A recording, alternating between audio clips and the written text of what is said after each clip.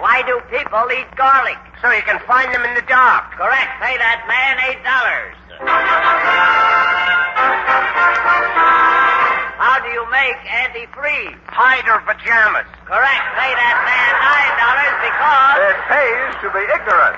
A zany half hour with those masters of insanity, Harry McNaughton, George Shelton, the nail-up girl Lulu McConnell, and featuring Doc Novik's orchestra.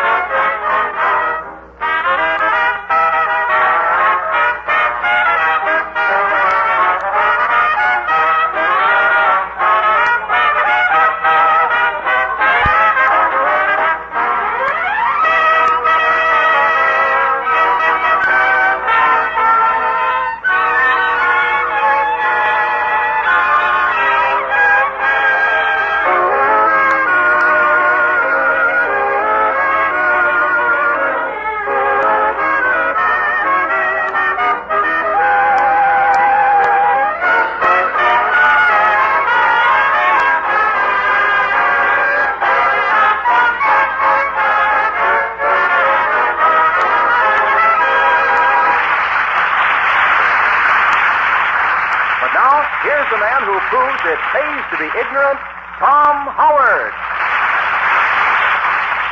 We have a board of experts who are so dumb they think the mayor of New York is a horse.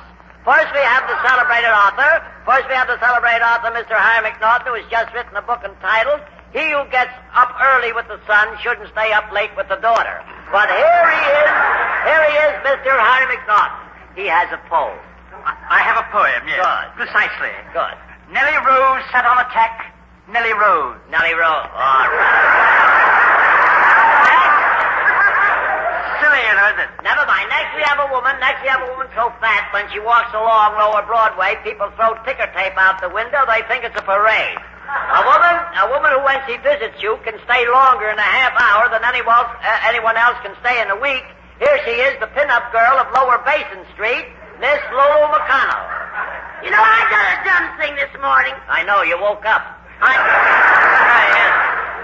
overslept. You did. Yeah, but in my hurry to get my old man his breakfast, I gave him a bowl of soap flakes instead of corn flakes. Soap flakes. Yes, so I put milk on them and ate them. Oh. Was he mad when he tasted them? Mad? He was frothing at the mouth. See what you mean. Next we have a man who was so anemic looking, if he ever fell asleep in a tuxedo suit, they'd bury him. A man who when he was a kid, his mother had to buy him back from the dog catcher 3 times. Here he is, the flower of his family, that bloomin' idiot, Mr. George Shelton. Now, you know, Mr. Howard, I'm having a little trouble with my landlady over at the Borton House. I see. What's the trouble? Well, you know, since the shortage of help and everything, I've been kind of helping around the place a bit. Well, that's nice. But you can't please the old dame. a little crack. Everything I do is wrong. I see. She bawled me out yesterday for not changing the water in the goldfish bowl. I see. Why didn't you change it? They hadn't drank the water I put in there yesterday. Well, there they are, folks. From now on, we guarantee nothing. Now, here's the first question. Mr. Howard. Yeah? Mr. Howard, we have a visitor tonight. A visitor? And here he is, that distinguished composer and music commentator, Mr. Deems Taylor.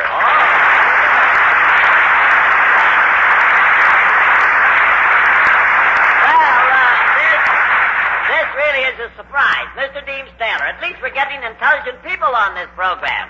How do you do, Mr. Taylor? This is indeed an honor. Why, thank you, Mr. Howard. Let me introduce you to the experts.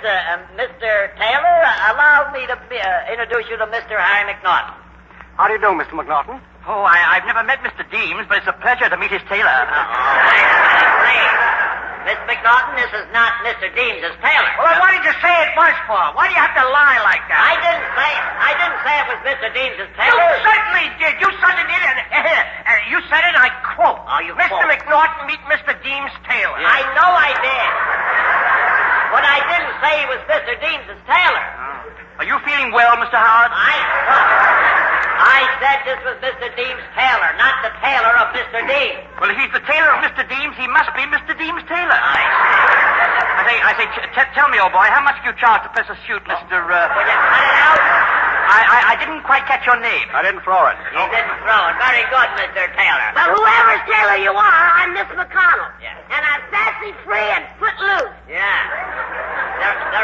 The rest of you could stand tightening up, too. Now, please, let's get started with the questions. As you know, Mr. Taylor, this is a quiz program. We have questions which we throw at the experts. Well, whatever you throw at them, remember, please, that I'm sitting between them. Try and remember that. Here's the question. Our studio piano player will play the chorus of a very popular song of other years. You are to tell me the name of the Indian maiden the song is about. Hiawatha. Wait, you haven't heard the song yet. Shows you how quick I am. Yeah. Boy, I get the answers before I hear the question. Oh, very fast. Can we hear the song, please?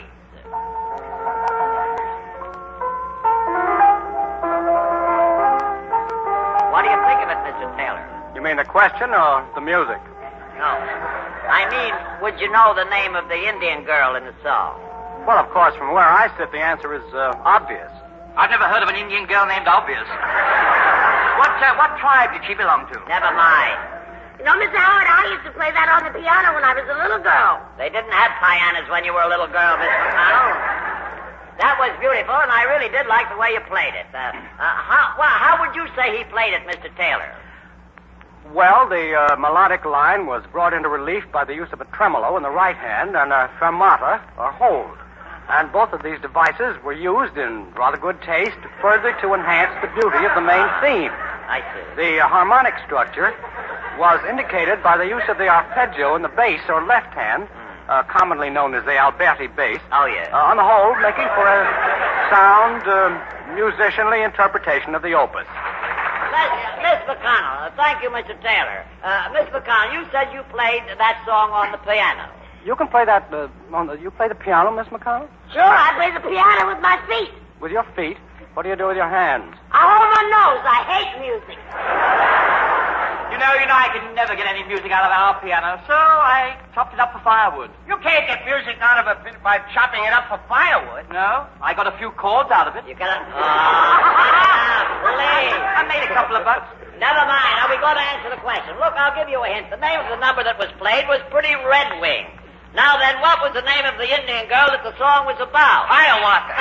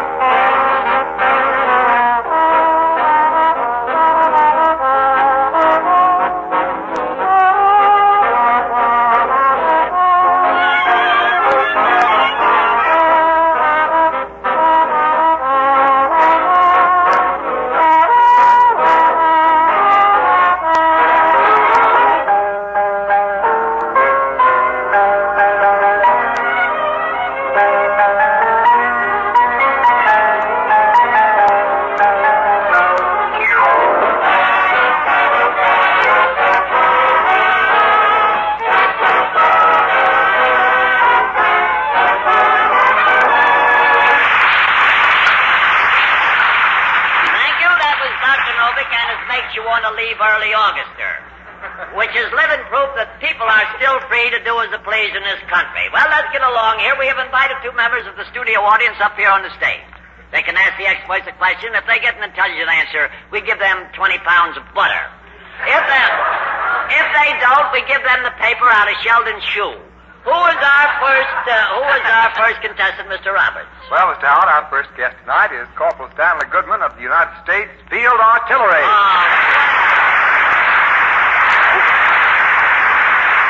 How do you do, Corporal Goodman, and welcome to our program. It's a pleasure to have you here. Where is your hometown? Would you care to tell us?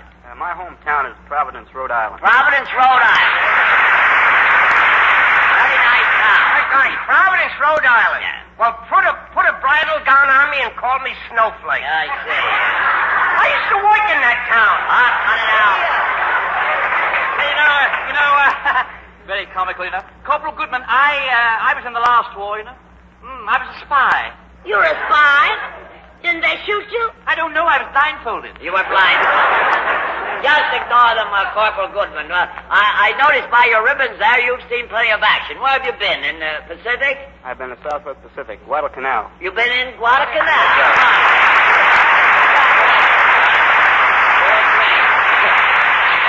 So you were in Guadalcanal? I saw that picture, Guadalcanal. Yeah. But I never saw him in it. You can help us out here, if you will, Corporal. Would you reach into the dunce cap there and pick out a question for us, please? And would you be good enough to read the question as soon as you get it? Just read it right into the microphone, if you will, please. How many notes are there in the musical scale? Now, that's very good. How many notes are there in the musical scale?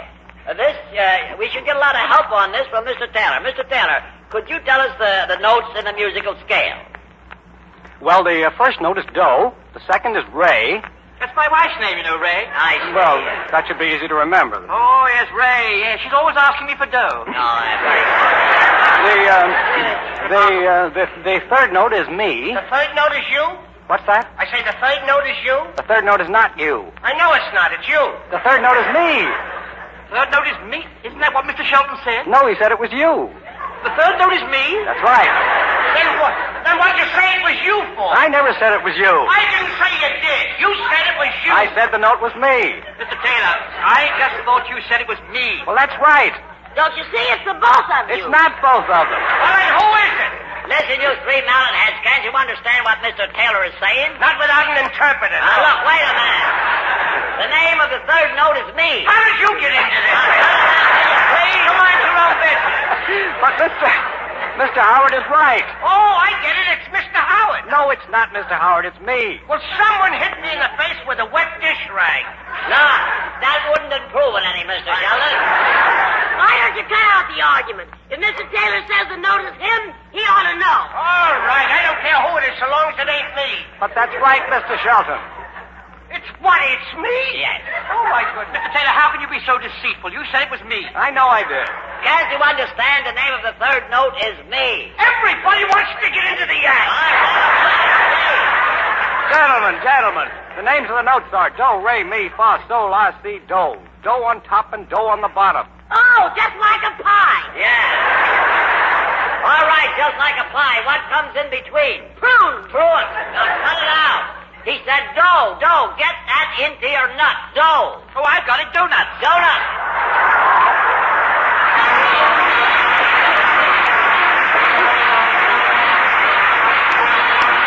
I thank you a lot, Corporal, for being with us.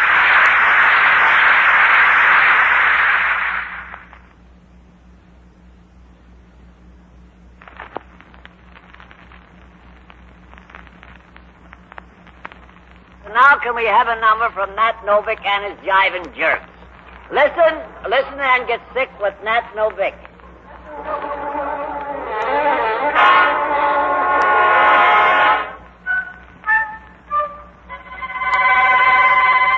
This is going to be good.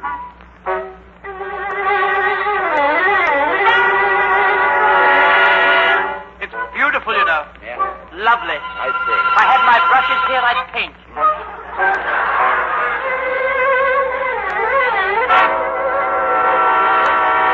Does sound beautiful. Yeah. What is it? What is it? They think Boy, it sends me. Yeah, it does. I wish it would leave you there. They think it's beautiful, Mr. Taylor. I agree with you, Mr. Howard. See.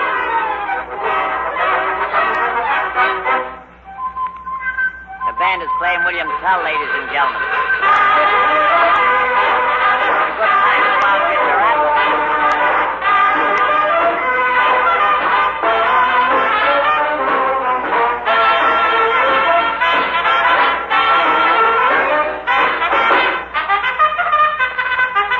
They're off.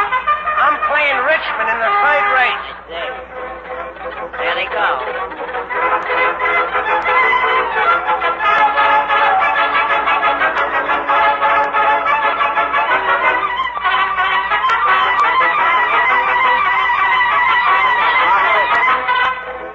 The only band in the country that plays without taking the instruments out of the case.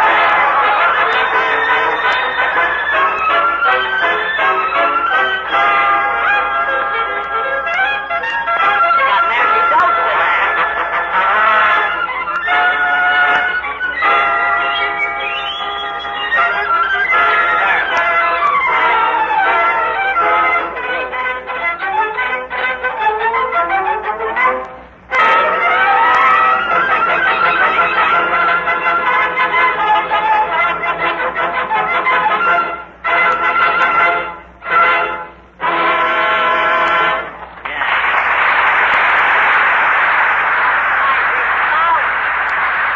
Thank you, Dr. Novick, for finishing. When the Pied Piper chased the rats out of Hamlin, he really had Nat Novick's orchestra with him, if you want the facts. But Mr. Taylor, all kidding aside, you being an authority on music, what do you think of Mr. Novick's orchestra? Do I have to answer that? Well, Why, Mr. Taylor, Mr. Novick's orchestra is an institution. That's where it belongs. that's where I agree with you thoroughly there, Mr. Taylor. Well, let's get on. How about our next contestant, Mr. Roberts? Well, here she is, at as bright as a dollar, Mr. Howard. Yeoman second class Shirley Coleman of the United States Waves. Oh.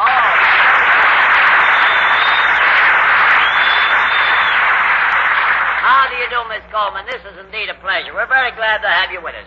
I might say you look charming. You really do. Oh, really? Yes, indeed. She does look very charming, Mr. Howard. Yeah, okay. You know, it's girls like her that make me like girls like her. That will do, Miss McNaught. Where is your hometown, Miss Coleman? Would you care to tell us? We'd just love to know. Cambridge, Massachusetts. Cambridge, Massachusetts. That's very nice. You know, Mr. Howard, Miss Coleman must have been a very beautiful baby. Yeah, I imagine she was. Hey, you know, Mr. Howard, speaking about babies, there's the cutest baby over at our boarding house the other day. I see. And the other day, her mother let me hold her on my lap. Yeah? Then I put her on the scales and weighed her. How much did you weigh? 97 pounds. We didn't get home till 2 o'clock in the morning. Cut it out. How long have you been in the service, Miss Coleman? 20 months, sir. 20 months. Well, congratulations. I suppose you find your work very interesting. Yes, sir, I do. Are you married? Yes, sir? You're married. Well, I was going to ask you another question, but let's forget it. You know, Mr. Howard, I wish I could join the Wax or the Waves or something. You wish Well, I did join the Rotary Club. You joined the Rotary Club? Uh-huh. Miss McConnell, the Rotary Club are all for men. They're for men. That's why I joined. That's why you joined. Well, as I said before, we're very glad to have you with us. What did you do before you entered the service? I went to school, sir. Oh, you went to school So in Cambridge. No, sir. In Where? Boston. Oh, in Boston. That's near. Oh, yes. Okay, Boston. Well, I've been to Boston, too. That is also... You were canned in Boston, too. What's that? You were canned in Boston. Hey, thank you. Please, don't get personal. You ought to know you were with me. Let's get on. That's right, I got you out of the can. That's I'd like to have you meet Mr. Taylor, Miss Coleman. This is Mr. Deems Taylor, Miss Coleman. How do you do, sir? How do you do, Miss Coleman? It's really a very great pleasure to meet you. Daisy. Remember, you promised to wait for me after the program. I never promised to wait for you after the program. Well, don't you think it'd be a good idea? Will you cut it out, please? Uh-uh. Pay no attention to Miss Coleman. We're going to feed her any minute now. Would you do us a favor while you're here? Would you kindly reach into the dunce cap there and pick out a question for us? And when you get a hold of the question, would you kindly read it into the microphone? Yes, what kind of wood was in the old oaken bucket? That's very good. The question is, what kind of wood was in the old oaken bucket?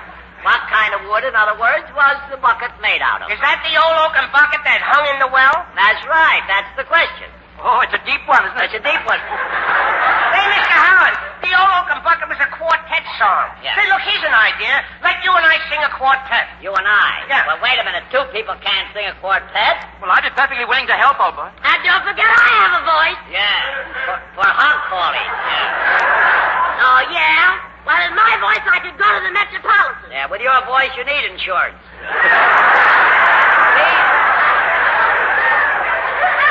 All right, let's agree with Mr. Sheldon for once in our lives.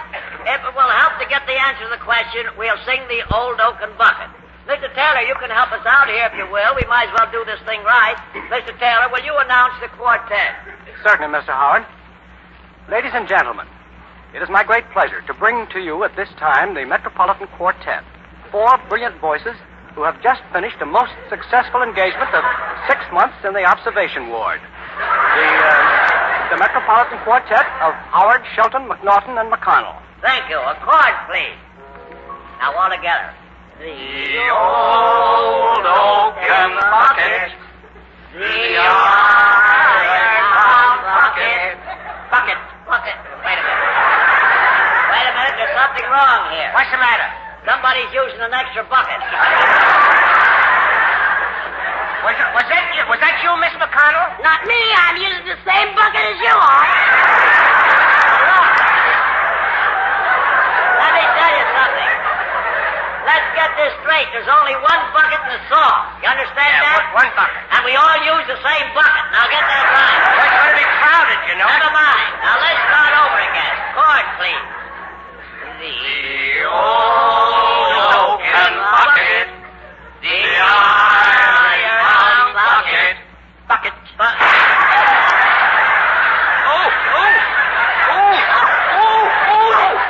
was that? I shot McNaughton.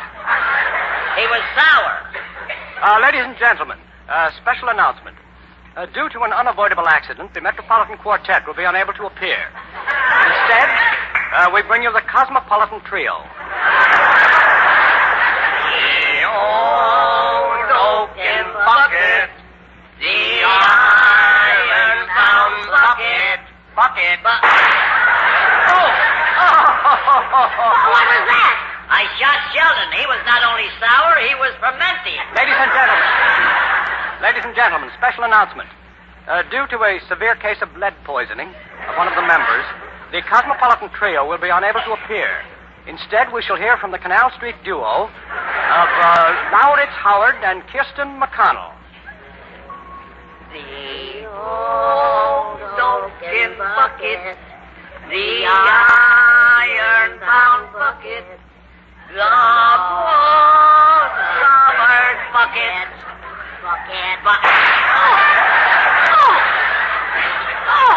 Well, she was a good old bucket, but she went to the one too long.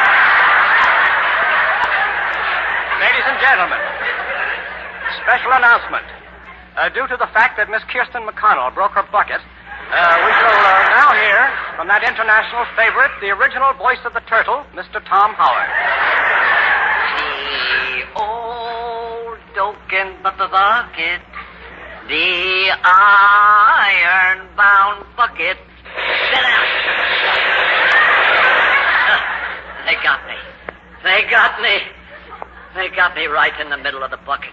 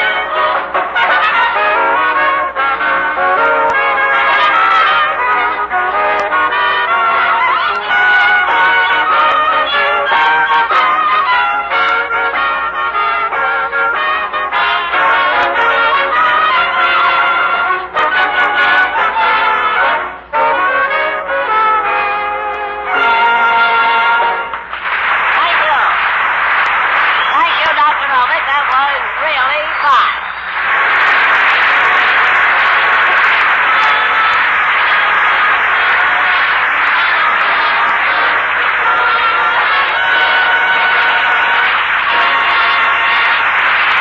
Now, before we put the dummies back in the box, I really do want to thank Mr. Deems Taylor for being with us tonight. He's done a marvelous job, and it was very, very nice of him to come up here and pay us a visit. And I'd like to say to your listeners, try and be with us again next week when our special guest will be Mr. Roland Young. What'd you say, Mr. Howard? What'd you say? I said Roland Young, the movie actor. How old is he? Oh, Roland is not old. No. He's young. He's young. Okay. Now, just a I minute. saw him in that picture, Claudia. Oh, no, Mr. Shelton. No, that was his son, Robert Young. Oh, please. Well, he ain't bad either. No. Mr. Howard, don't you know how old Roland Young is? Look, I don't know. Well, it really don't matter. It don't make any difference anyway. No. As long as he wears pants. As long as he wears pants. He does wear pants, doesn't he? But the last time I saw him on Broadway, he had him on. Yeah. I see. Sort of pleated. The All drape, right. the droopy. Well, let us hope he'll have pants on next Friday night, Mr. McNaughton. Will you? Yeah.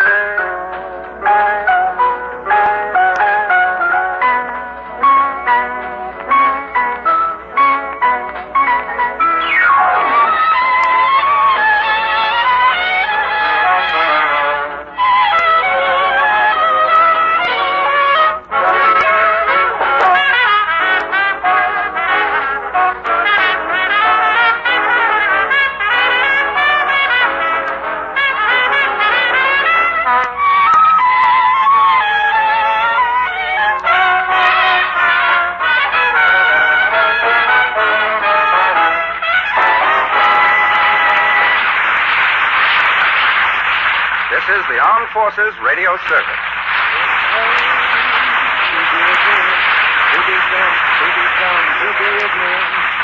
It pays to be ignorant just like me.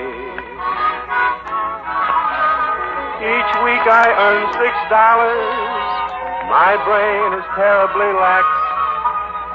But when there ain't no income, why then there ain't no income tax. So you see, it pays to be ignorant, have no brain, be an age, just